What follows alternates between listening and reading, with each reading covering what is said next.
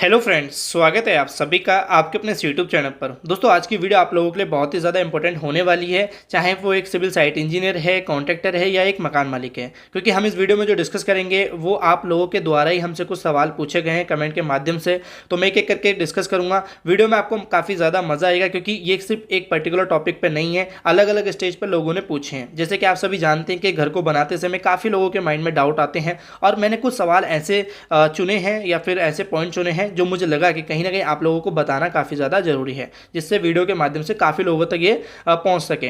तो वीडियो का आगे बढ़ाने से पहले कहना चाहूँगा, अगर आपने अभी हमारे चैनल को सब्सक्राइब नहीं किया तो सब्सक्राइब कर लीजिए, साथ में बेल आइकन को ऑन कर लीजिए और इस वीडियो को लाइक करना और अगर डिसलाइक करना अगर नहीं लगे अच्छी तो, और साथ ही कमेंट में कुछ भी टाइप कर देना, बट कर देना।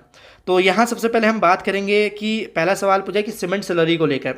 बेसिकली सीमेंट स्लरी क्या होती है मैं आपको बताना चाहूँगा। सीमेंट स्लरी को साइड भाषा में सीमेंट का घोल भी बोलते हैं। ये हम कब कब इस्तेमाल करते हैं, कुछ लोग आप देखेंगे कि जब स्लैब कास्टिंग करते हैं तो उससे पहले ये सीमेंट स्लरी डालते हैं। अब ये हर जगह नहीं अप्लाई करते हैं। आप मुझे बताना कि आपके एरिया में या आपके स्टेज में ये यूज़ होता है या नहीं, तो मुझे कमेंट में बताना। तो इसका क्या रेशो होता है? देखिए, रेशो तो ऐसा कुछ है नहीं कि आपको इतना रेशो डालना है या इतना पानी या इतना सीमेंट। अब नॉर्मली क्या होता है कि आप एक पानी जब लेंगे किसी बकेट में या बाल्टी में, तो उसमें सीमेंट डाल के आप उसको बस एक मिक्स करके एक अनुमान लगा सकते हैं कि भाई ये कितना गाढ़ा हो चुका है। जितना गाढ़ा आपको रखना होगा या जितना पतला रखना होगा उतना आप सीमेंट मिला सकते हैं। कोई रेशो मैंने ऐसा कहीं पढ़ा नहीं है या मैंने कहीं देखा नहीं है। ज़्यादातर साइडों पर ऐसे ही होता है। नॉर्मली बस आपको ज़्यादा गाढ़ा भी नहीं करना है और ना ज़्यादा पतला करना है। नॉर्मली कह सकते हैं लिक्विड फॉर्म में बना लेना है। अब यहाँ पे हम बात करेंगे दूसरा सवाल का। तो दूसरा सवाल हमसे पूछा है कि sir, what cement is used in interlocking bricks. मतलब जो इंटरलॉकिंग ब्रिक्स बनती हैं, आपने देखा होगा रोडों पे या गलियों की जो सड़कें होती हैं, उसको बनाने के लिए हमें कौन सा सीमेंट का यूज़ करना चाहिए, ओपीसी या पीपीसी। तो देखिए, मैं वहाँ पे रिकमेंड करूँगा कि वहाँ पे आप ओपीसी ही इस्तेमाल करें, पीपीसी इस्तेमाल ना करें। क्योंकि आपको क्या होगा कि एक इनिशियली टाइम पे अर्ली स्ट्रेंथ चाहिए होगी, एकदम सेट हो जाए, क्योंकि जिससे आप जल्द से जल्द ज़्यादा ईंटें बना पाएँ, ब्रिक बना पाएँ। बट पीपीसी थोड़ा टाइम लेगा सेट होने में, तो उसके कंपैरिजन में आप उतना मैन्युफैक्चर नहीं कर पाएंगे। तो ओपीसी आप लोगों के लिए मैं रिकमेंड करूंगा। अब यहाँ पे एक सवाल जो मेरे से ज़्यादातर लोगों ने पूछा था वो ये था कि सर, हम अपनी छतों में जो स्लैब कास्टिंग करते हैं उसमें कौन सा सीमेंट इस्तेमाल करें, पीपीसी इस्तेमाल करें या ओपीसी। देखिए, मैं नॉमिनल कंस्ट्रक्शन के लिए जो हमारे घर बनते हैं, जैसे कि आप सभी जानते हैं, आप लोगों के जैसे कि, तो मैं कहूँगा कि आप उसमें स्लैब कास्टिंग में पीपीसी ही इस्तेमाल करें, ओपीसी ना करें। क्योंकि मैं ये क्यों बोल रहा हूँ, क्योंकि जैसे कि आप सभी जानते हैं कि हमारे जो इस टाइम सीज़न चल रहा है, या फिर कह सकते हैं जो भी इस टाइम समर चल रहा है, इस दौर में नॉर्थ जोन की बात करूं तो गर्मी में इतनी गर्मी बरसती है कि यकीन मानना स्लैब कास्टिंग कराना भारी पड़ जाता है। अब होता क्या है कि देखिए, ओपीसी की सेटिंग टाइम जो होती है बहुत तेज़ होती है, एकदम ही तेज़ सेट होने लगता है, जैसे कि 30 मिनट की बात करें तो। और अगर हम बात करें पीपीसी की तो वो थोड़ा टाइम लेता है। तो अब जैसे मान लीजिए कि जो श्रिंकेज क्रैक होते हैं, आप देखते हैं ना छत में हल्के से बाल आ जाते हैं, वो आने के ज़्यादा चांसेस होते हैं हमारे एज़ कम्पेयर टू पीपीसी के हिसाब से ओपीसी में। तो ओपीसी सीमेंट तो ठीक है, बिल्कुल ठीक है, मैं इसके लिए बुराई नहीं कर रहा, बट नॉमिनल कंस्ट्रक्शन के लिए थोड़ा बहुत इशू कर सकता है। आपकी जो लेबर है वो प्रॉपर काम नहीं कर पाएगी, चाहे आप प्लास्टर में ले लीजिए या ब्रिक वर्क में। लेबर का काम आपको मालूम है क्या करते हैं, वो एक बार में इतना मसाला बना लेते हैं प्लास्टर के लिए, और देन उसके बाद वो 2-3 घंटे तक उसको चलाते हैं। वरना ओपीसी में तो अब तक वो सेट हो चुका होगा। हाँ, लेकिन अगर मैं रिकमेंड करूँ कि अगर आपका कोई विंटर चल रहा है, या कह सकते हैं जाड़ों में, आप भले ही चाहें किसी स्लैब में या कहीं किसी काम में ओपीसी इस्तेमाल कर सकते हैं, क्योंकि वहाँ पे सेटिंग जल्दी हो जाएगी। अब यहाँ नेक्स्ट सवाल की बात करें तो मेरे से पूछा है कि सर, जो हम डोर और विंडो लगाते हैं तो उसमें जो हमारे फास्टनट होते हैं, ठीक है, या फिर कहते हैं होल फास्ट जो होते हैं, होल फास्ट होते हैं ना, कि जो दीवार विंडो के और पास जो हमारे लेफ्ट एंड राइट में आपको दिखेगा कि हुक टाइप के दिखे होते हैं लोहे के, वो कितनी हाइट पे हमें लगाने चाहिए। देखिए, जैसे कि नॉमिनल अगर मैं बात करूँ, विंडो अगर आपकी कोई ज़्यादातर हाइट की बात करें तो 4 फीट की हाइट नॉमिनल विंडो की होती है, ठीक है। अब उस विंडो में आप 2 होल फास्ट दे सकते हैं, और अगर मैं बात करूँ कितनी हाइट पे, तो टॉप से आप 1 फीट नीचे दे सकते हैं या 1.25 फीट, और बॉटम से भी 1 फीट या 1.25 फीट दे सकते हैं। ऐसे ही अगर हम विंडो की बात, दरवाजे की बात करें तो दरवाज़ा हमारा 7 फीट का नॉमिनल होता है, या स्टैंडर्ड दरवाजे की हाइट 7 फीट होती है, उसमें आप 3 दे सकते हैं। आप डिवाइड कर लेना चाहें तो हाइट को 3 से, या फिर कह सकते हैं कि आप ऊपर से 1 फीट छोड़ के या 1.5 फीट छोड़ के, देन उसका बीच का सेंटर निकाल के बीच में दे सकते हैं। मतलब दरवाजे में 3 देने हैं आपको।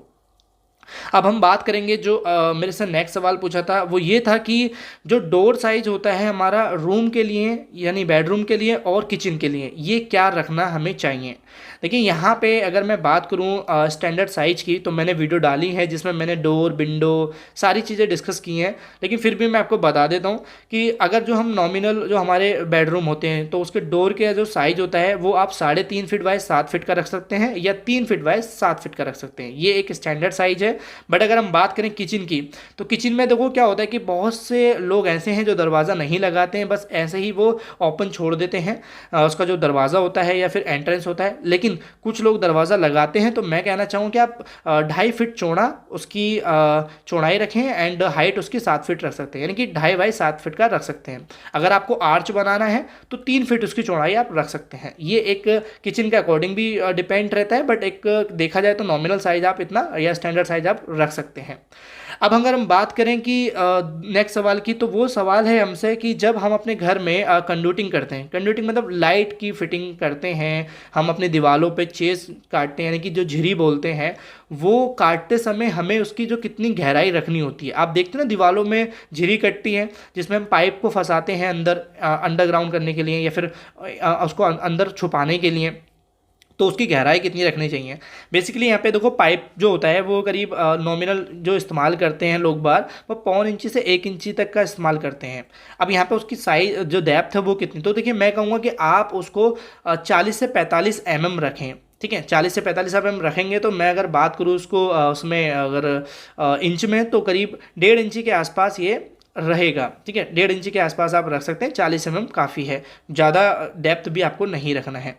अगर मैं नेक्स्ट सवाल की बात करूं तो वो मेरे से पूछा है कि पीओपी करने से पहले क्या हम छत पे पुट्टी करना ज़रूरी है, यानी कि सीलिंग जो होती है तो उस पर पीओपी करने से पहले हमें पुट्टी करना ज़रूरी है या नहीं, शायद ये पूछा है। हाँ, तो मैं कहूँगा कि आपको कोई ज़रूरत नहीं है।